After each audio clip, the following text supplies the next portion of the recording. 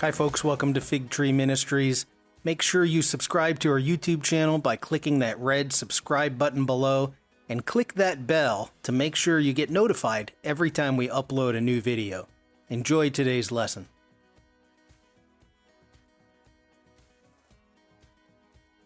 Alright, so as we've discussed briefly, we're going to repeat last week's lesson about the heavenly man.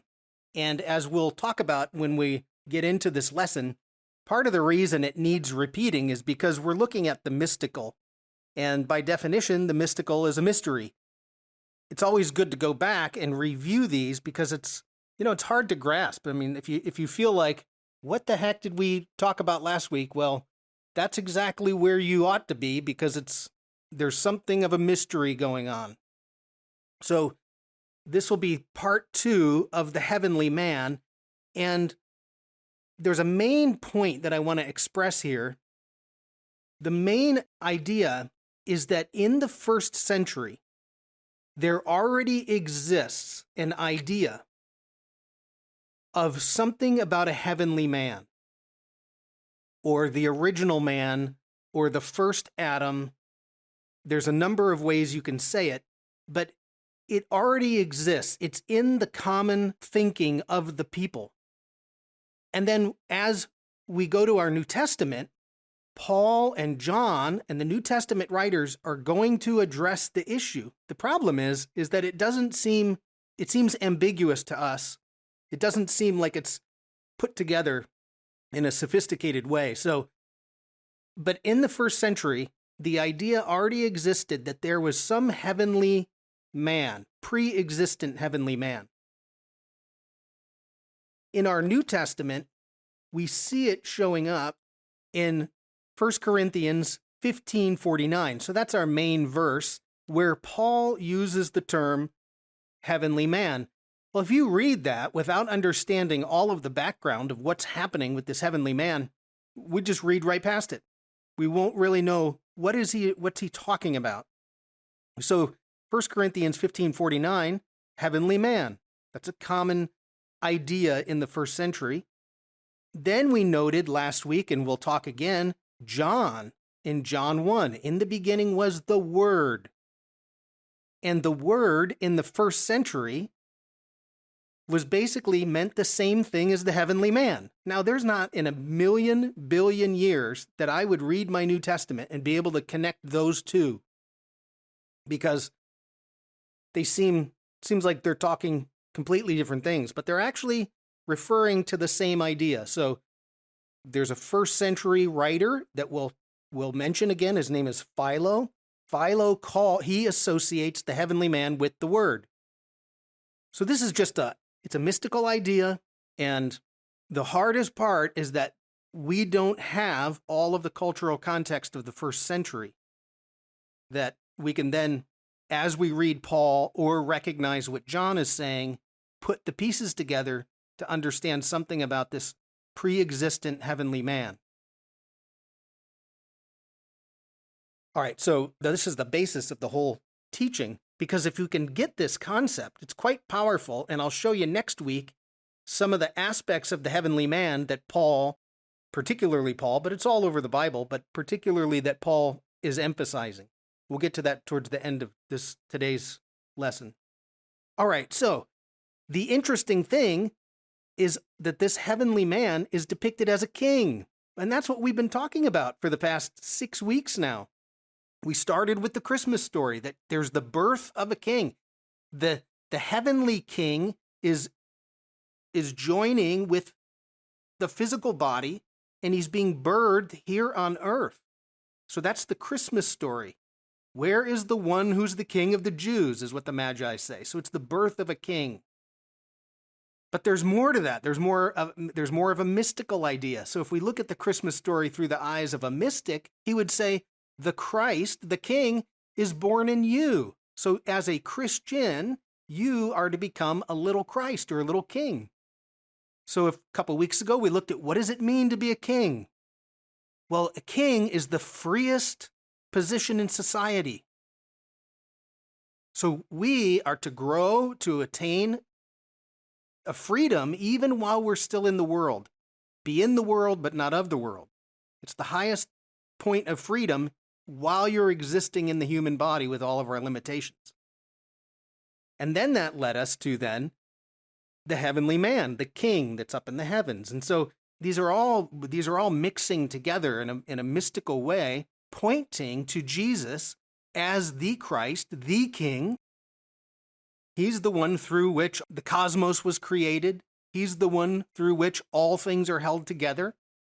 That's the heavenly man. So all of this stuff does tie together, and we're just going to keep circling and circling. You know, we learn every time we pass by something, we learn by going past it the second time, and we see something we didn't see the first time. So God willing, as we look again today at this heavenly man, something will, it's like a glimpse of something will show up.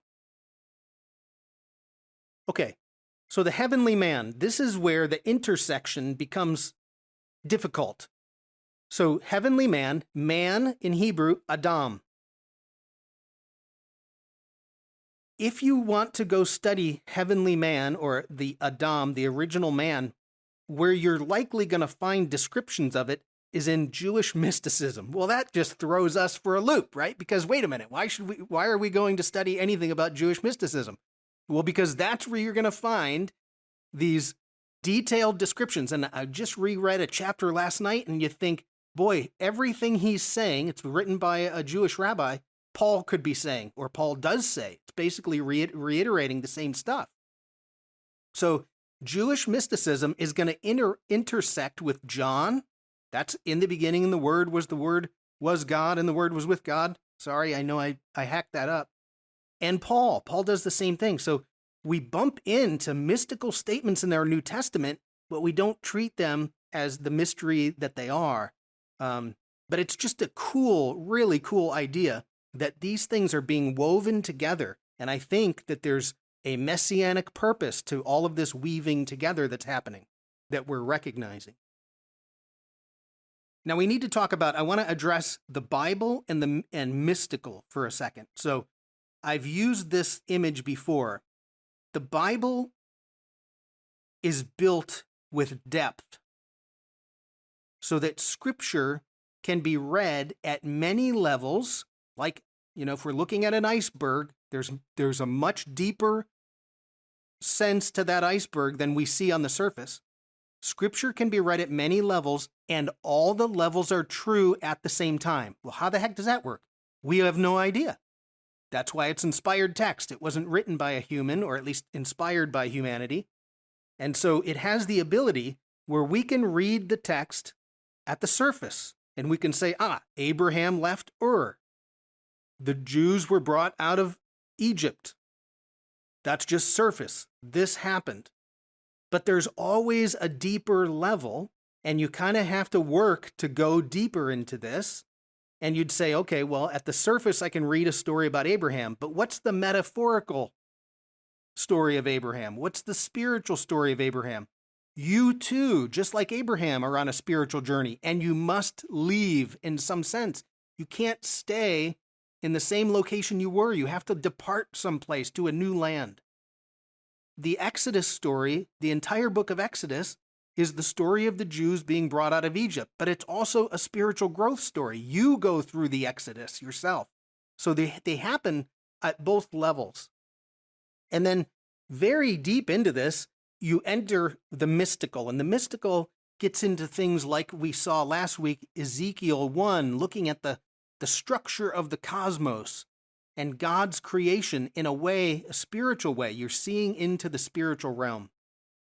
Again, by definition, though, mystical is a mystery. So it gets a little bit difficult to see exactly what's happening in the mystical. The more you contemplate the mystical, though, the more God reveals things to you. So there is a purpose in contemplating the mystical. So what's the big issue with the mystical? Well, it's right here. We've looked at this picture before. A number one problem with human beings is we're finite, right? It's an existential problem. You exist, and therefore, because you're finite, we suffer. Like all of our suffering is because we're bumping against limitations. We suffer anxiety because we don't know the future. You suffer hurt and pain because you're not a superhero. You don't have superpowers. We all suffer the fact that this life is finite. And it's a very difficult thing, this chasm, even though those two fingers of God and Adam look close together, there's really a huge divide because God is infinite. And again, by definition, a finite being can't fully comprehend the infinite. It's impossible. The moment anybody says, I know everything there is to know about God, turn the other direction because you know that they don't. They can't. They're finite. God is infinite. By the way, I know I've mentioned this before, but if you look at that picture, right, that Michelangelo painted, scholars have noticed that God, that little shell with all the angels or cherubim, it looks like a brain. And so people think Michelangelo painted like, the cross section of a brain. So it kind of looks like God, his legs are going out like the, whatever, I don't know anything about brains. But anyways, that's just it's an interesting image that he would place that, you kind of look at it and you think, what the heck is God sitting in there with all those angels? Well, people think he was trying to represent the brain. Anyways, this is a problem when you get to the mystical, because we're finite and you glimpse the mystical, you can't fully understand it.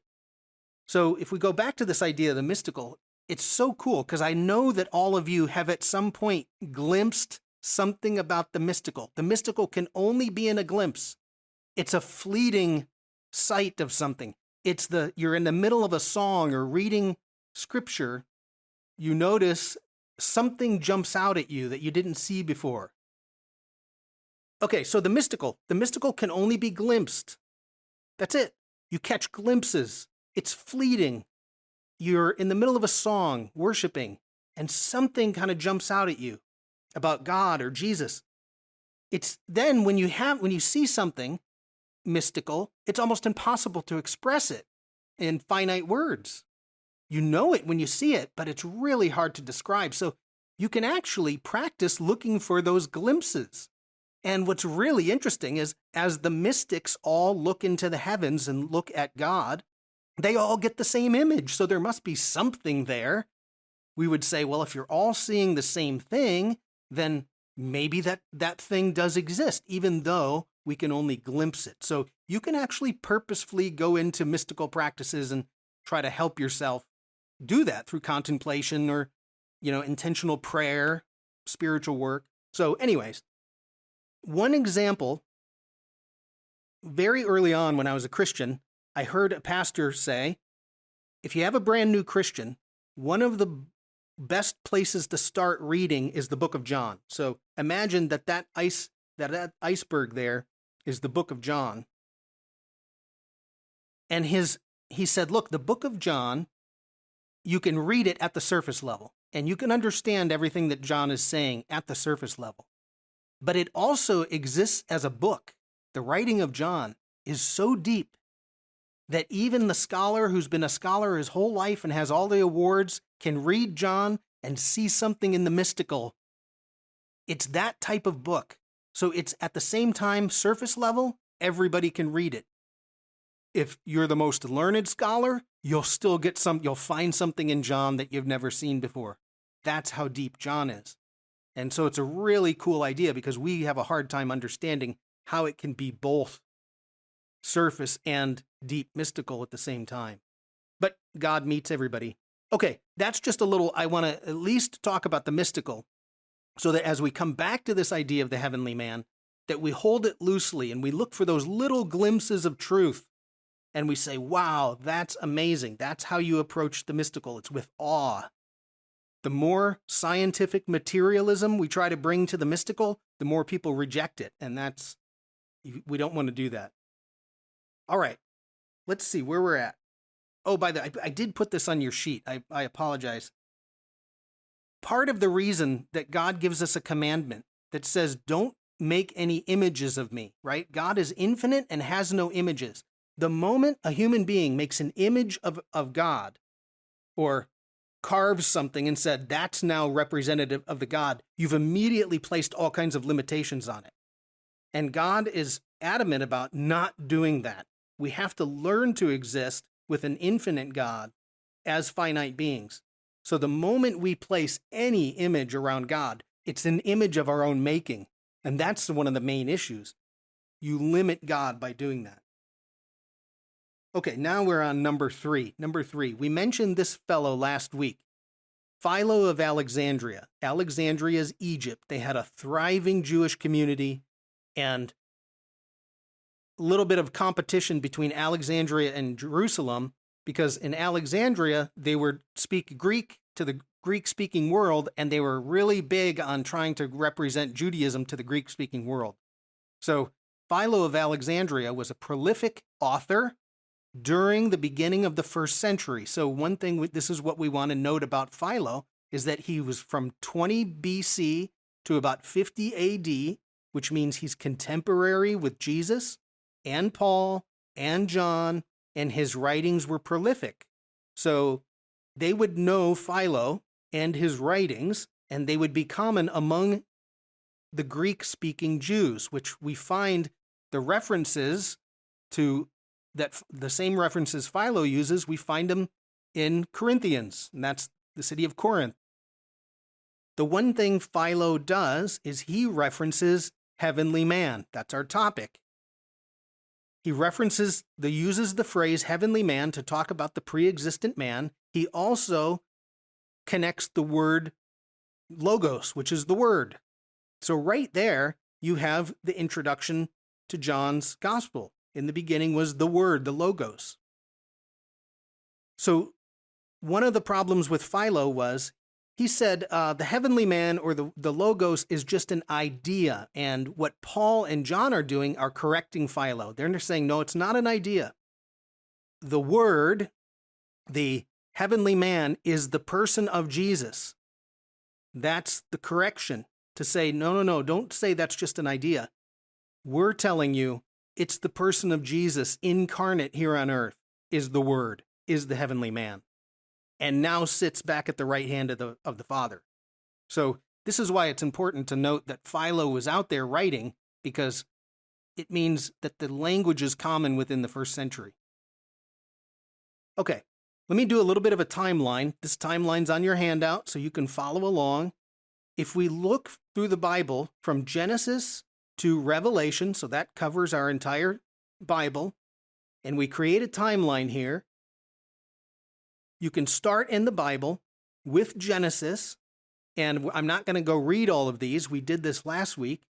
Genesis 1:26. We get a very strange statement in Genesis 1:26 that God says, let us, plural, make man, Adam, in our image and likeness. And now we have a paradox. The paradox is God has no image. And so whose image is Adam made in? The heavenly man, the first man, the primordial Adam. So there's an image that they're making man, and we then reflect that image.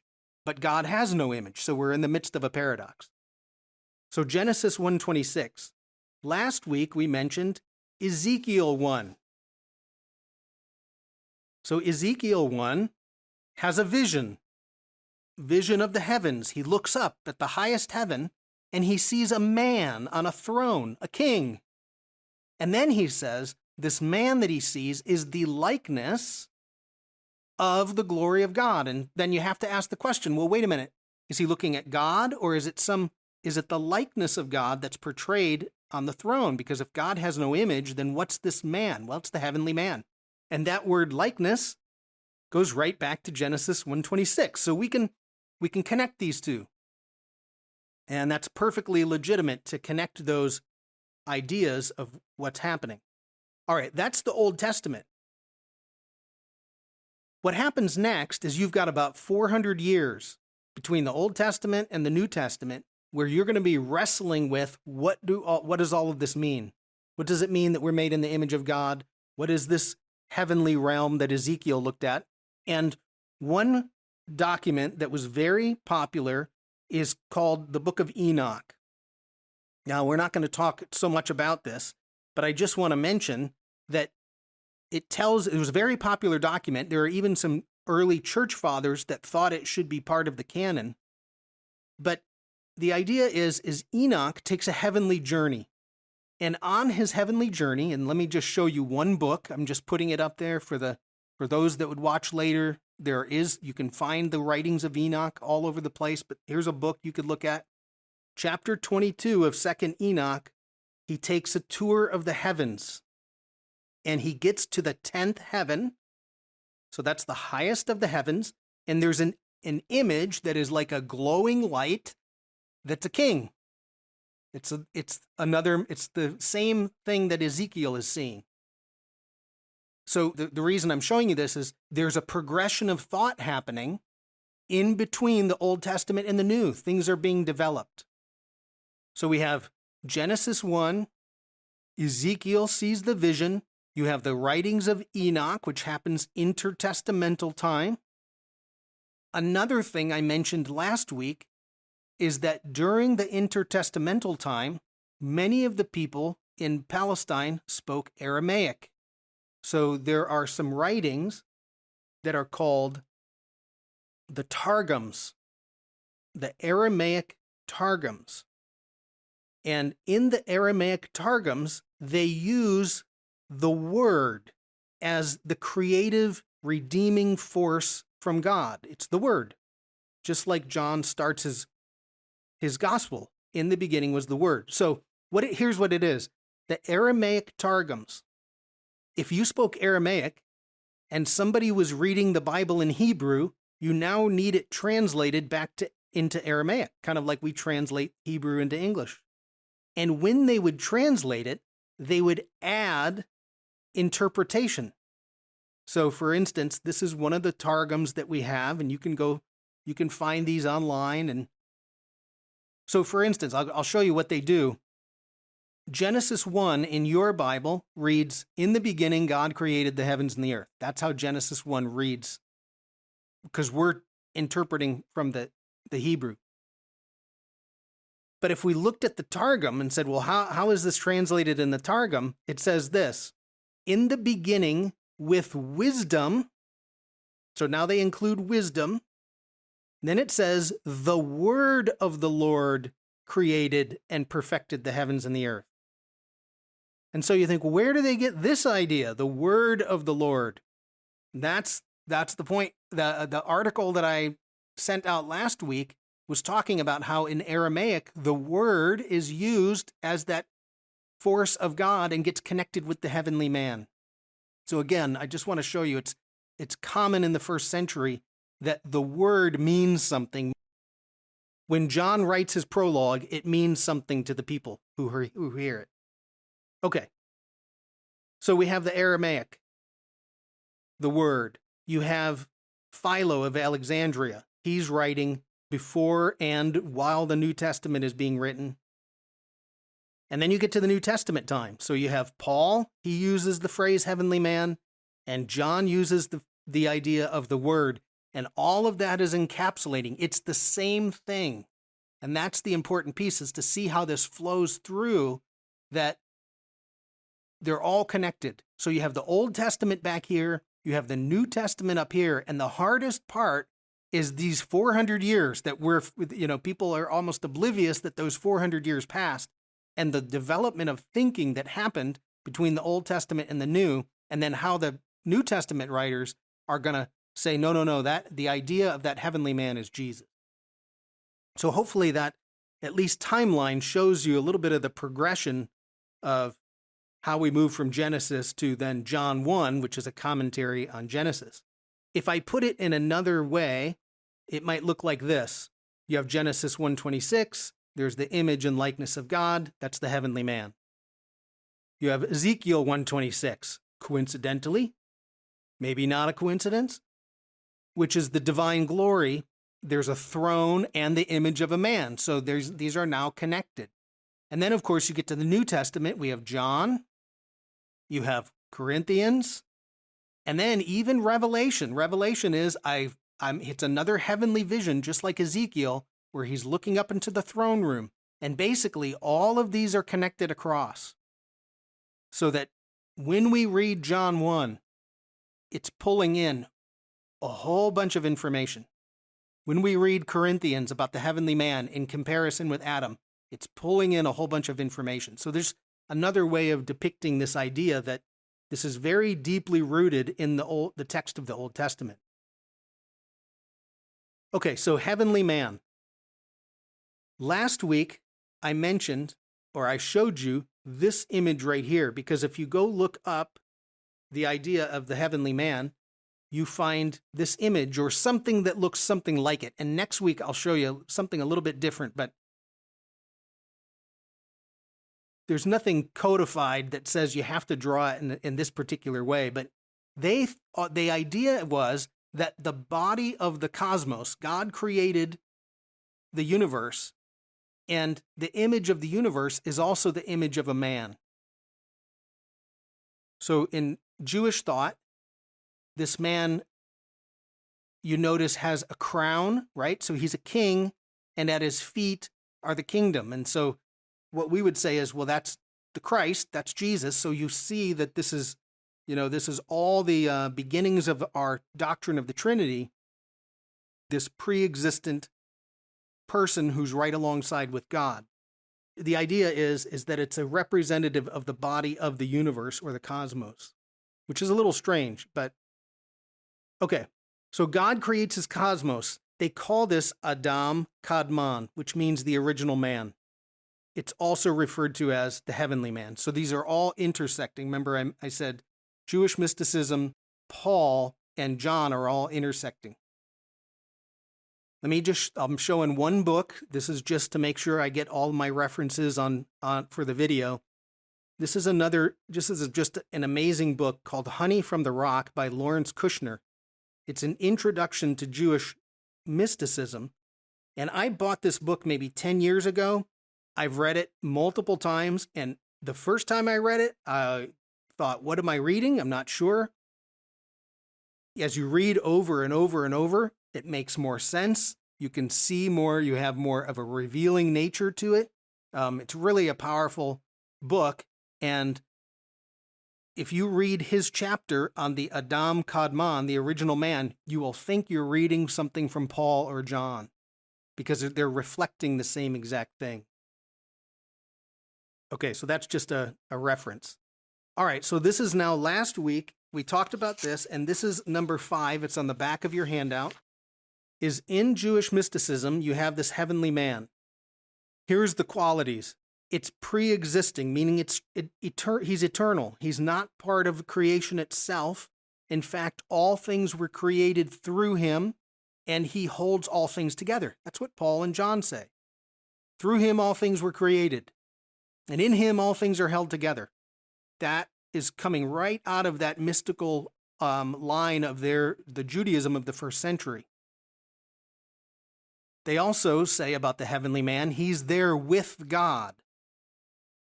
He's the manifestations of all of God's attributes, and he's pure light, so he's the light of the world. Then also, the last one is, he's the Word, or the Logos. And that, of course, is where John's picking up on. And, of course, depicted as a king. Here's what I think is really cool, and this is where I think it has messianic implications. As both Jews and Christians look up to the mystical, it's as if they're looking at the same thing, but from two sides of a coin, right? So if we put a coin up there, and you have Jewish mystics looking at it, and you have Christians looking at it, and if you say on the Jewish side, what do you see? It's like, well, I see the profile of a man, and there's liberty in 1991. And then you say to the Christian, well, what do you see? Well, I see an eagle in the United States of America, right? So we're looking at the same coin. We're looking at the heavens of God and the pre-existent man, which is Jesus, but we're coming up with different language, and we're not talking to each other about it. And it's very powerful because one of the images of the Messiah and the Messianic age, Joseph in the book of Genesis is a type of Messiah. And the one thing about Joseph is his identity was hidden from his brothers. And so in the age of the Messiah, the age to come, when the Messiah rules, his identity will be made clear to his brothers. Well, that's the Jewish brothers, right? And so for the past 50 years, Jews and Christians have been getting together, and more Jews are recognizing Jesus as Messiah, and more Christians are recognizing the Jewish nature of our New Testament, and there's something very powerful coming together, that the revealing of the Messiah is actually happening right now. And that's the dawning of the age of the Messiah. So there's something really cool. We just have to use the language to bring all of this together. Okay, let me just pause because I feel like I'm going a mile a minute. If there's a question at all, you can unmute. I would just want to give you a chance. Did I miss anything? Do you have a question? Do I need to repeat something? If not, please let me know. You can always email me, and I'm happy to answer any questions or point you in the right direction. All right, so here's where we're at. You have the heavenly man, the heavenly Adam, who's created, it's the likeness of the glory of God. That comes from Ezekiel. You have the earthly man, the earthly Adam, also created in the likeness of God and the likeness of the heavenly man. And oh, by the way, then, as what we'll see in the New Testament, you are created in this image as well. You share both likenesses. You share the heavenly man, the likeness of the heavenly man, and you share the likeness of the earthly Adam. So part of what Paul is saying is we need to connect and develop and grow spiritually to grow more in the likeness of the heavenly man. So there's an idea, a very ancient idea. Everything that exists on earth has a counterpart in the heavens. So for instance, if you have a human being here on earth, we must have a human being as a counterpart in heaven, a heavenly being. And that's how an ancient person would interpret Genesis 1, that you're made in the image of this something in the heavens. You remember when Moses goes up on the mountain and God says, build this tabernacle according to the image that I showed you. So God opened up a window to the heavens. There's a heavenly tabernacle. There's a heavenly temple. Rebuild that heavenly temple. So to the ancient mind, everything up in the heavens is then found here on earth. And then what the Bible is saying is that the image of this heavenly man then now is part of you. You become part of that image. And one of the main goals as we grow in Christ is to become like Christ, to grow to conform to that image. And I'll show you a couple of verses here in a minute. So this is the main idea, that we need to recognize, have the veil lifted, so to speak, so that we can see the image in which we're supposed to reflect, and then move towards that image. That's becoming Christ-like. All right, now we're to the text. Let's go two places that Paul is writing. We did this one last week, so if you want to turn to 1 Corinthians 15, 45 to 49, we'll go over this one a little bit quicker because we did it last week. But this is where Paul's going to start comparing the heavenly man, the heavenly Adam, with the earthly Adam.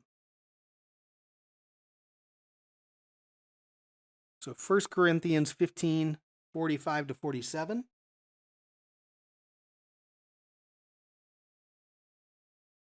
So Paul's writing, "So it is written, the first man Adam became a living being, the last Adam a life-giving spirit." And his first and last there is, what do we see here on earth? We saw the first Adam, that's the being that we reflect. And then there's the last Adam, that's the Messiah who showed up. It's a life-giving spirit. Paul says, the spiritual did not come first, but the natural, and after that, the spiritual. The first man was of the dust of the earth. The second man is of heaven. So here he's addressing that concept of the heavenly man. Now verse 48. As was the earthly man, so are those who are of the earth, meaning when you're of the earth, you're going to reflect the image of that earthly man. As is the heavenly man, so also are those who are of heaven. So that's the comparison. We have an earthly nature and a heavenly nature. We need to develop the heavenly side. Next verse is going to explain that. And just as we have borne the image of the earthly man, so shall we bear the image of the heavenly man. That's the Christ. So to become Christ-like is to bear that image and reflect that image back up into the heavens. All right, now let me show you a second one from Paul, and also, by the way, writing to the Corinthians, but turn to 2 Corinthians 3, 17 and 18. And what we're going to note is a couple weeks ago when we talked about the idea of being a king, being free, that this verse came up, 2 Corinthians 3:17. What we didn't look at was the very next verse, which talks about our transformation. So 2 Corinthians 3:17 is the one about freedom. Now the Lord is the Spirit, and where the Spirit of the Lord is, there is freedom. So as we grow in our spirit, the idea is to become as free as possible, like the king. Be in the world, but not of the world. Not be burdened spiritually by all the crud that goes on in the world. That we can exist, that it's possible to exist at peace with God right now. Now comes verse 18. This is the most important verse of all. So all of us who have had the veil removed. By the way, verse 18, I'm taking this from the New Living Translation because it makes, the very next part is more accurate in the New Living Translation, I think. So all of us who have had the veil removed, remember, something is lifted when we begin to see Jesus as the Christ. It's like we have the revelation. Something's lifted. And then it says we can see and reflect the glory of the Lord. So not only can we see it, but we ourselves begin to reflect the glory of the Lord. Then Paul says, and the Lord, who is the Spirit, makes us more and more like him as we are changed into his glorious image.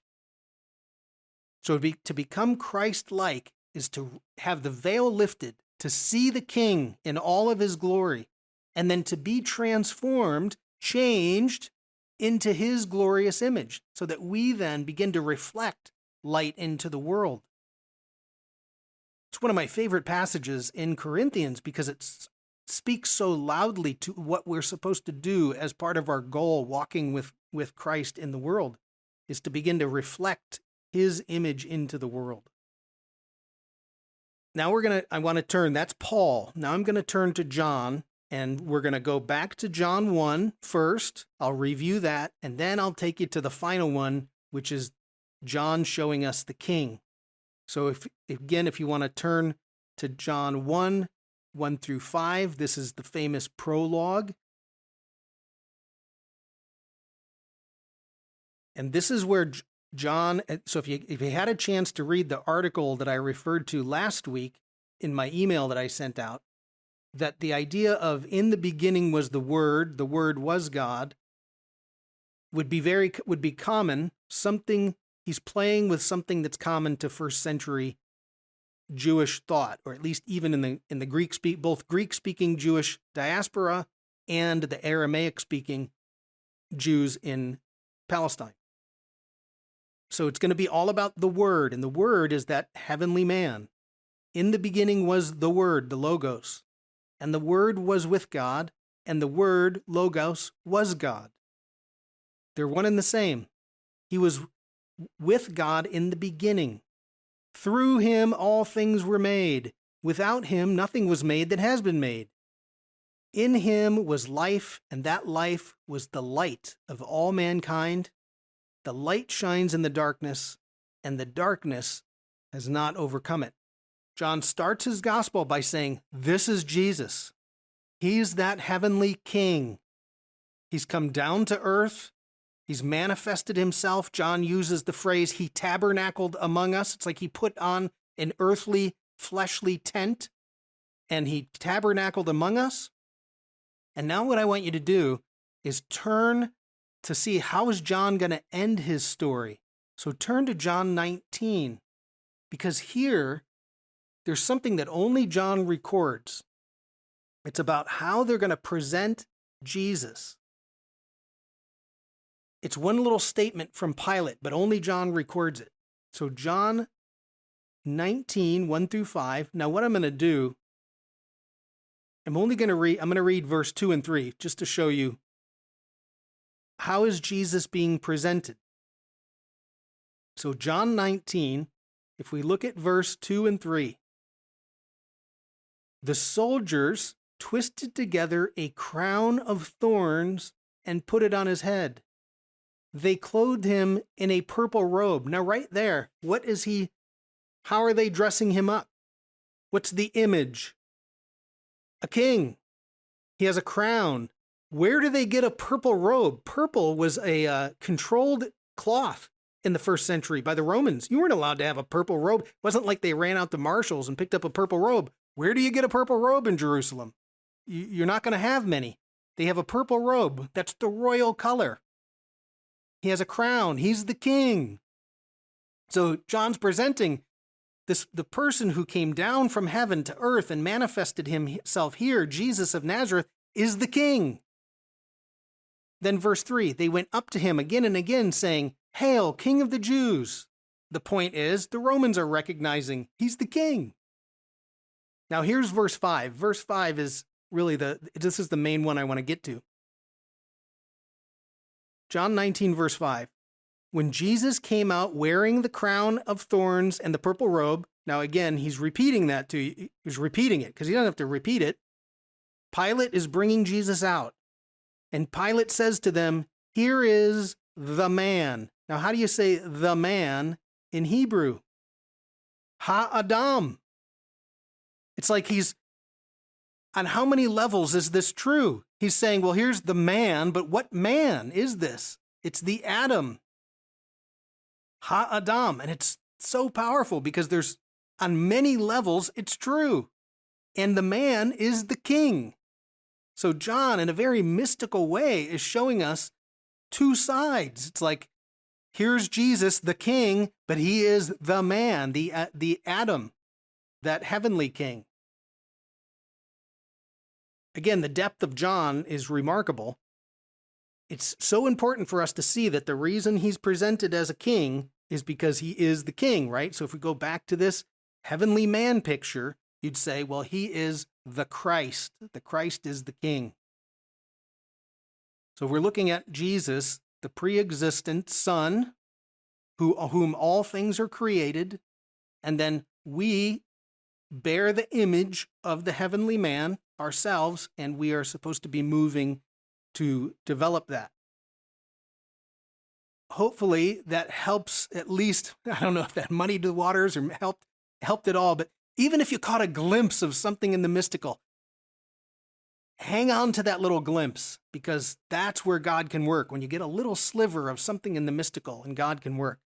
Now, what we're going to do next week, because we're going to keep going with this, you see this image of this heavenly man, and there's actually something quite powerful about the way it's depicted. There's 10 attributes, or it's the 10 emanations of God that create this heavenly man.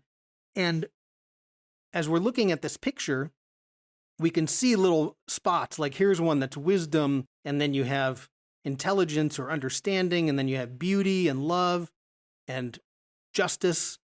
So all of these are representative not only of the heavenly man, but they reflect our own soul. And 3 of the highest attributes that are inside of this, wisdom, understanding, and knowledge, I want to show you next week how the Bible engages these 3 attributes, wisdom, understanding, knowledge, and then how Paul is engaging these 3 attributes, wisdom, understanding, and knowledge. These are the 3 higher attributes of the soul. This is what we're going to do next week. We're going to take this picture and then go in to the picture and talk about what are some of these aspects and where they come from in the Bible.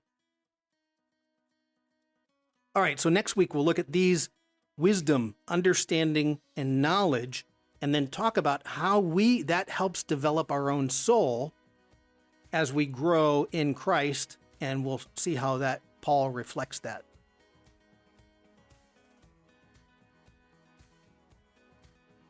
Thanks for joining us under the fig tree for today's lesson. If you like this video, be sure to hit the like button below. And make sure you subscribe to our YouTube channel and hit that bell to be notified every time I upload a new lesson. You can also check out more teachings here at our YouTube channel or at figtreeteaching.com and enjoy learning about the sweetness of God's Word.